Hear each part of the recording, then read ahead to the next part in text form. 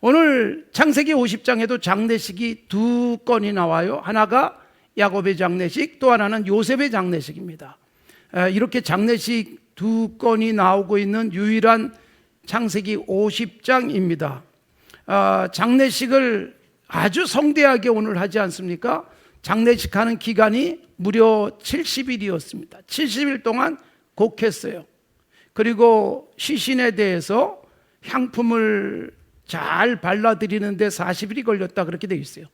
그러니까 3일장, 5일장 정도가 아니라 70일장을 했던 것입니다.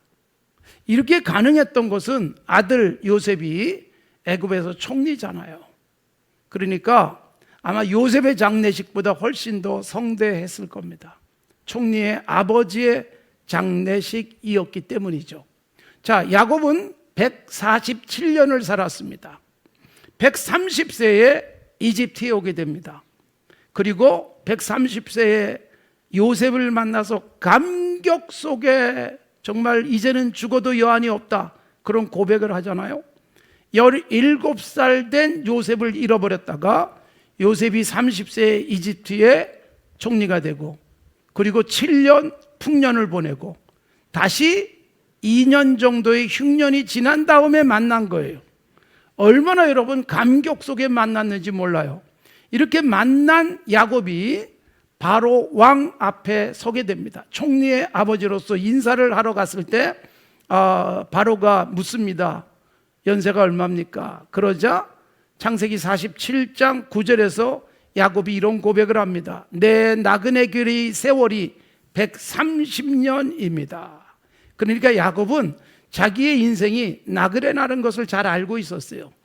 왔다가 떠나야 될 사람, 이 땅에 정주고 살아가는 게 아니라 이 땅은 스쳐가는 삶임을 보여주었습니다. 실제로 창세기에 나오는 모든 믿음의 사람들은 집 짓고 살지 않았어요. 텐트 치고 살았어요.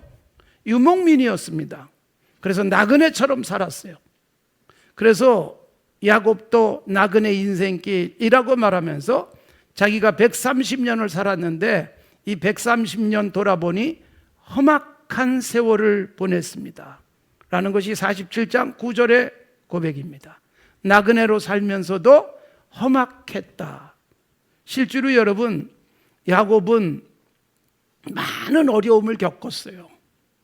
그리고 도망도 쳐야 됐고, 그리고 사랑하는 아내를 잃고 사랑하는 아들을 잃어버리는 고통도 겪기도 했습니다. 그래서 험악한 세월이라고 고백을 했는데, 사실 우리가 살아가고 있는 세상도 아무리 행복하게 사는 것 같아도 험악한 수고와 슬픔이 있기 마련입니다. 그래서 야곱이 이 땅을 떠나서 이제 조상들에게로 돌아간다라고 표현하고 있는 하나님의 나라로 가는 것은 험악한 세월이 끝나는 거예요. 험악한 세월이 끝나고 편안히 쉬게 된 것입니다. 우리들에게도 마찬가지예요.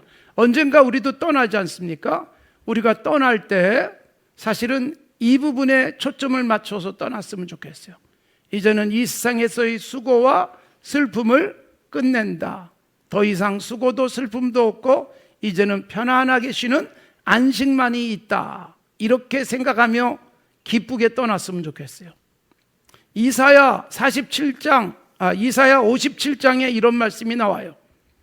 의인이 죽을지라도 마음에 두는 자가 없다. 그러면서 그들은 평안에 들어갔다. 바른 길로 가는 자들은 그들의 침상에서 편히 쉬느니라.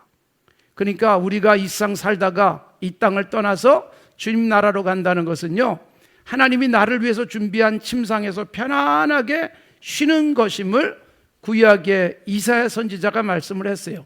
신약에서도 마지막 책인 요한계시록 14장 13절에 보면 지금 이후로 주 안에서 죽는 자들은 복이 있도다 그랬어요. 죽음이 복이에요. 어떤 죽음이? 주 안에서 죽으면 복이다. 그리고 이제는 수고를 그치고 쉬게 된다. 이것이 요한계시록 14장 13절입니다. 사랑하는 성도 여러분, 우리 모두가 이 땅에서의 삶을 끝내는 그 날 주님 곁에 가서 편안히 쉬는 복을 누리시게 되기를 바랍니다. 무거운 짐을 벗는 그런 복이 있기를 바랍니다. 하나님께서 그것을 준비하고 계십니다. 자, 우리가 언젠가 떠난다는 것을 제가 자꾸 강조하다 보니까 여러분들은 표정이 별로 밝지는 않습니다. 가고 싶지 않은 마음들이 많은 것 같은데, 그래도 우리는 떠나야 됩니다. 떠날 때 기쁨으로 감격 속에 떠날 수 있어야 합니다. 야곱은 요셉과 작별을 합니다. 아버지가 이제 숨을 거두고 조상에게로 돌아가고 나니 요셉이 아버지 얼굴에 굽으려 입을 맞췄다. 1절에 그렇게 돼 있어요.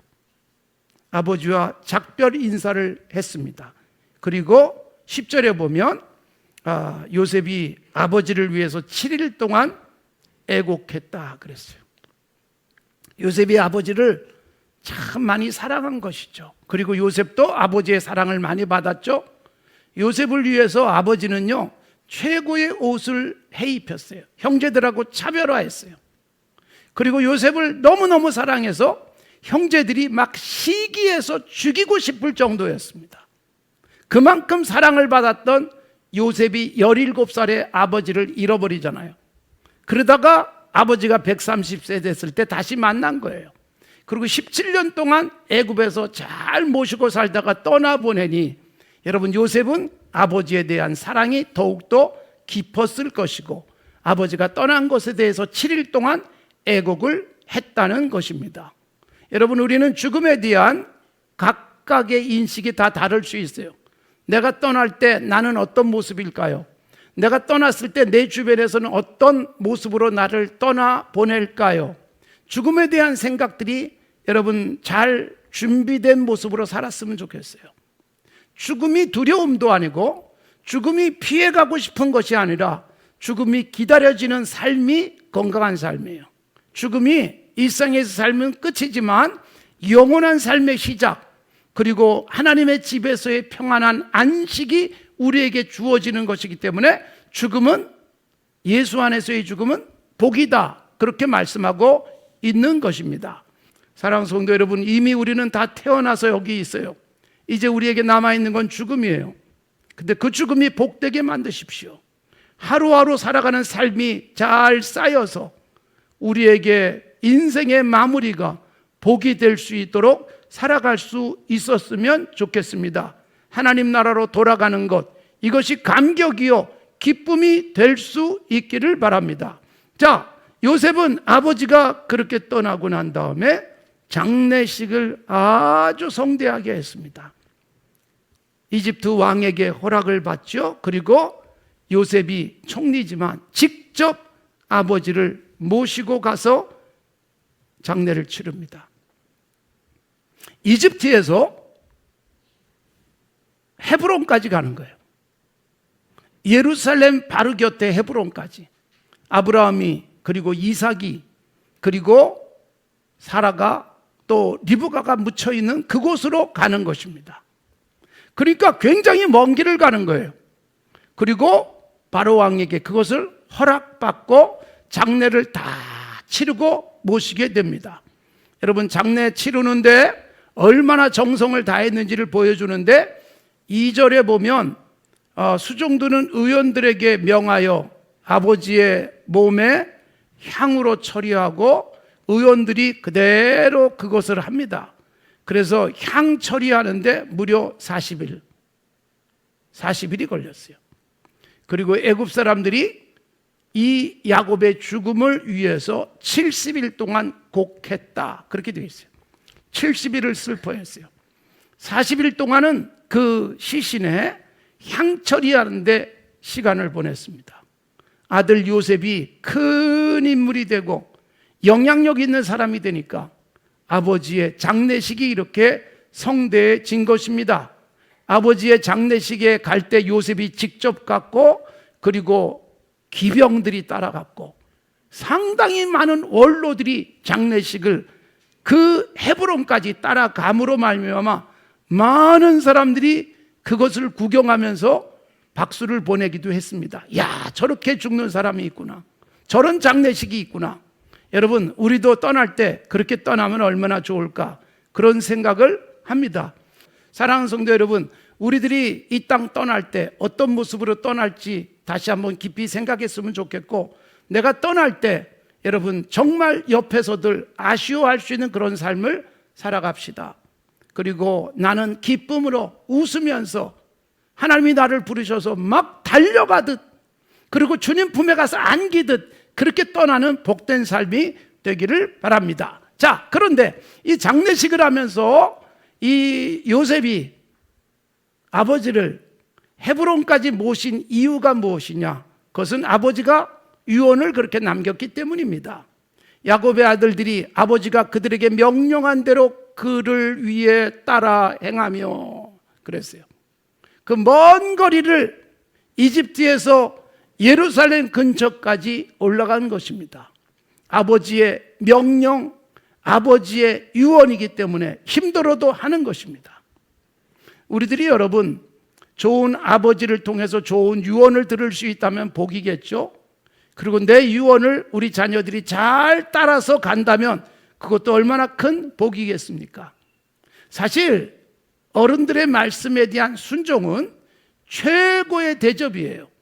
하나님에 대한 최고의 경외함은 뭐예요? 하나님의 말씀에 대한 순종이에요. 어머니가 말씀하셨기 때문에, 아버지가 말씀하셨기 때문에 그대로 해야지라는 생각, 이게 여러분 복받을 삶임을 성경이 강조하잖아요. 그래서 주 안에서 순종하라. 그러면 잘 되고 오래 살 것이다. 성경이 그렇게 약속하고 있잖아요. 순종처럼 최고의 대접은 없어요. 최고의 공경이라는 것입니다.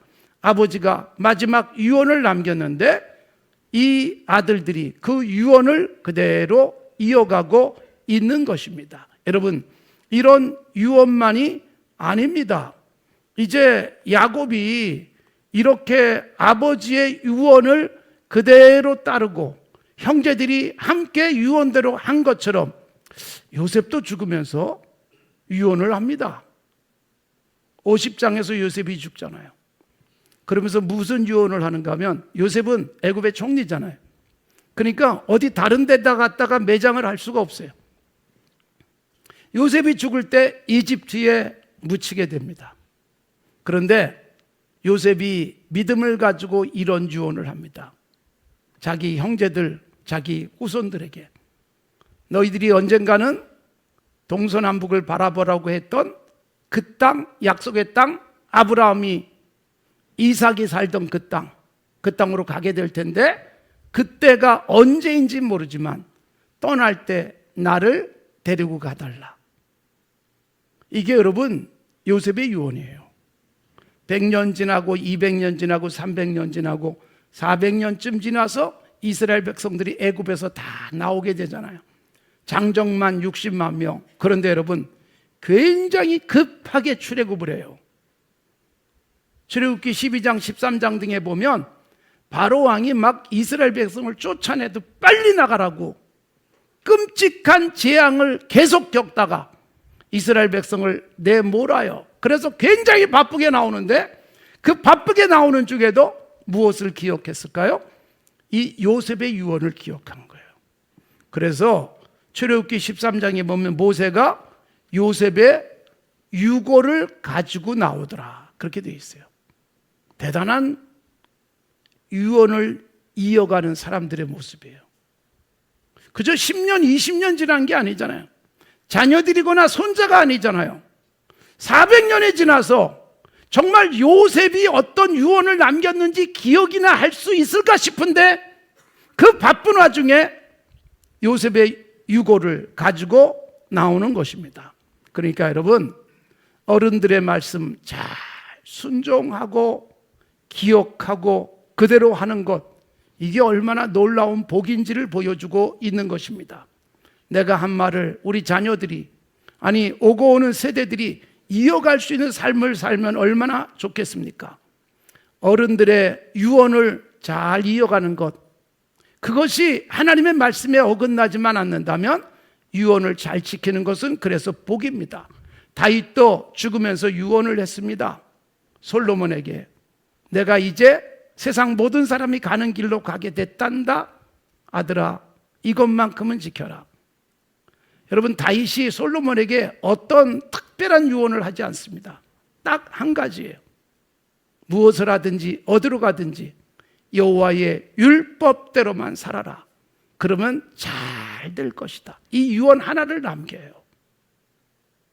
그런데 솔로몬이 그 유언대로 살지 못해서 나라가 망하는 거예요. 이스라엘의 멸망, 예루살렘의 멸망은 솔로몬이 단초를 놓은 거예요. 다윗의 유언대로 살지 않아서 솔로몬 시대부터 나라가 기울기 시작한 거예요. 그러다가 결국 586년에 무너지고 마는 것입니다. 유언을 잘 지키는 것, 이거 정말 중요한 일입니다. 8.15 광복절 80주년을 지냈고, 제가 지난주에도 광복절과 관련된 말씀을 잠깐 드렸었지요. 제가 안중근 의사의 유언을 한번 살펴봤습니다. 유승 감옥에서 이토 히로부미를 죽인 그가 감옥에 갇혀 있다가 사형을 당합니다. 지금도 하얼빈에 가면 안중근 기념관이 있어요. 거기 어머니가 보낸 편지도 있어요. 안중근에게 사형 선고를 받았을 때 항소하지 마라, 그냥 죽어라. 그게 대한민국 사람으로, 조선의 사람으로서 품위를 지키는 것이다. 사형을 그냥 받아들였어요. 그리고 그가 죽으면서 이렇게 유언을 했습니다. 나는 대한 독립을 회복하고 동양의 평화를 유지하기 위하여 3년간을 해외에서 풍찬 노숙, 즉 바람 부는데 먹고 이슬 내리는 곳에서 잠을 잤던, 직역을 하면 그렇죠, 풍찬 노숙하였다. 그러나 마침내 내 목적을 이루지 못하고 이곳의 일본 감옥에서 죽음을 맞이하노라. 2천만 형제와 동포요, 여러분은 각자 분발하여 학문에 힘쓰고 실업을 진흥하며 이로써 우리의 자유 독립을 회복할지라. 그러면 죽는 사람도 나도 아무런 유감이 없겠노라. 이게 그의 유언이었고, 우리 대한민국은 어떻게 보면 안중근의 유언을 이뤄서 지금의 나라를 만든 것입니다. 조상들의 유언, 선배들의 유언, 부모님의 유언, 그것도 좋은 유언들을 이어간다는 건 복이지요. 내 유언이 후손들에 의해서, 후배들에 의해서 이어지는 것은 복입니다. 자, 이렇게 요셉은 아버지를 장례를 잘 치렀어요. 아버지의 명령대로 그곳에 잘 모셔두었습니다. 그리고 400년 지난 다음에 요셉도 거기서 만나는 거예요. 자, 이렇게 요셉은 장례를 치르고 그리고 바로 돌아옵니다. 여러분, 장례를 치르고 거기 머물러 있는 게 아니라 삶의 현장으로 복귀를 하는 것입니다. 떠나보낼 땐 떠나보내고, 그 다음에 떠나보낸 의식이 끝나면 그 다음엔 삶의 현장에 바로 복귀해서 또 나도 떠날 때까지 열심히 일해야 되지 않겠습니까? 가신 분에 대한 슬픔 속에서 계속 산다는 것은 건강한 그리스도인의 모습은 아니에요.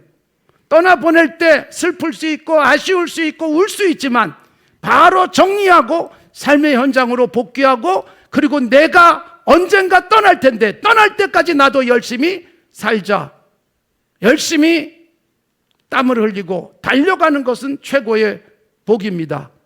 그래서 여러분,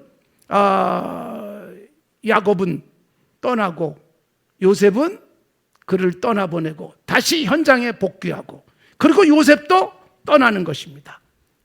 요셉도 떠나고, 요셉이 떠난 다음에 여러분, 이스라엘이 애굽에서 번성하다가 그 다음에 돌아오게 되는 것이 출애굽기에 이어지고 있는 것입니다. 자, 우리도 언젠가 떠날 텐데 떠날 때까지 우리의 삶을 건강하게 잘 살아갈 수 있기를 바랍니다.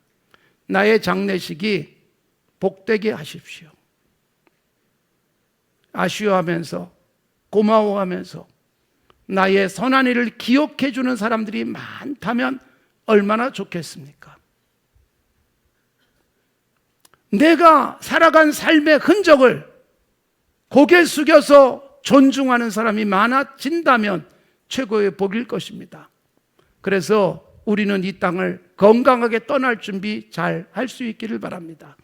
바울 사도가 자신 있게 그런 고백을 하잖아요. 디모데후서 4장 7절과 8절에서 나는 선한 싸움을 싸웠다. 싸웠는데 선한 싸움을 싸웠다는 거예요. 악과 싸운 거예요. 어두움과 싸웠던 거예요. 달려갈 길을 마쳤다. 자신의 레이싱을 성공적으로 완수했습니다. 그리고 믿음을 지켰다. 어떤 상황 속에서도 믿음을 포기한 적이 없다. 그러므로 나를 위해서 의로운 면류관이 예비되어져 있다. 의로우신 재판장이 내게 줄 것이다. 나뿐만 아니라 그 나라를 사모하는 모든 이에게 있을 것이다. 자신 있게 외쳤던 바울 사도의 모습을 보게 됩니다. 사랑하는 성도 여러분, 우리도 언젠가 떠날 때 난 정말 열심히 살았어. 내 삶은 부끄러움이 없어. 내가 살았던 삶 그대로 따라와도 괜찮아 라고 말할 수 있다면 얼마나 좋겠어요. 내 자녀가 내가 간 길을 그대로 따라와도 괜찮을 수 있는 삶을 산다면 그것은 복일 것입니다. 우리도 언젠가 떠날 겁니다. 아까 제가 다윗의 유언을 말씀드렸지만 다윗이 솔로몬에게 유언할 때 뭐라고 유언합니까? 내가 세상 모든 사람이 가는 길로 가고 있다. 사람마다 각자 이 땅에서 사는 길은 달라요. 그러나 마지막 길은 다 동일합니다. 죽음이라는 길을 가게 됩니다. 왕인 나도 간다. 네가 왕이지만 너도 갈 것이다. 그러므로 그 마지막 갈 길을 준비해라. 사랑하는 성도 여러분, 우리들도 마지막 나의 길 잘 준비하십시오. 나의 장례식이 복되게 만드십시오. 나의 장례식이 수많은 사람들이 아쉬워하면서 고마워하면서 그리고 떠나보내고 나도 당신처럼 살고 싶습니다 라고 말할 수 있는 삶이 된다면 얼마나 좋겠어요. 자녀들이 내 앞에서 아버지처럼 살고 싶어요. 어머니처럼 살고 싶어요. 그렇게만 할 수 있다면 성공적 인생이지 않겠습니까? 다윗이 그렇게 살았고 바울 사도가 그렇게 살았던 것입니다. 우리의 장례식을 잘 준비하십시오.